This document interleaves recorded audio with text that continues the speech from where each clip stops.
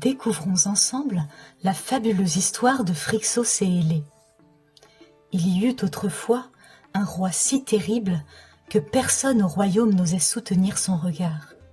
Ce souverain sans pitié était marié à la belle et jeune Néphélé, et ensemble ils eurent 2 enfants, Phrixos et Hélé. Mais le roi, inconstant, était lassé de sa femme, et sans aucune pitié, il chassa Néphélé pour prendre une nouvelle femme, une femme aussi terrible que lui, la reine Inno.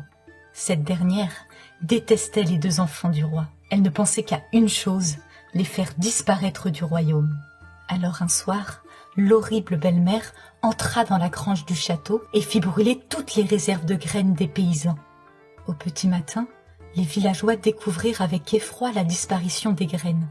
Sans graines, ils ne pourront pas semer leurs champs, et le royaume était condamné à mourir de faim. C'est alors que l'horrible reine Inno prétendit que les graines avaient brûlé suite à la colère des dieux, et que seul le sacrifice de 2 enfants princiers pourrait les apaiser et sauver le royaume de la faim. Ainsi, le roi insensible fit appeler ses 2 enfants. Phrixos et Hélé supplia leur père de les épargner. Mais le roi avait le cœur aussi sec que la pierre, et il condamna à mort les 2 enfants pour honorer les dieux. Heureusement, leur mère Néphélé entendit parler de l'horrible projet du roi. Elle envoya à leur secours un bélier magique au pelage d'or. Avec son aide, ils purent s'échapper de la prison du château et gagner le rivage. Face à la mer, le bélier se mit à parler. « Grâce à mon pelage d'or, je peux voler. Montez sur mon dos, je vais vous faire traverser ces eaux.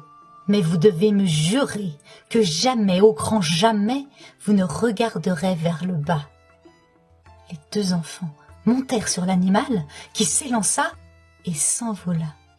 Malheureusement, Hélé ne put s'en empêcher. Elle jeta un œil vers le bas, alors, prise de vertige, elle lâcha le poil de la bête et tomba au fond de l'eau. Arrivé dans un pays lointain, le triste Phrixos fut recueilli par un seigneur bienveillant, et grâce à son bélier d'or, il devint rapidement le nouveau roi de ce royaume. On raconte que tout au long de sa vie, Phrixos se rendait au bord de la mer qui avait englouti sa sœur, car paraît-il, elle était devenue la maîtresse de ses eaux.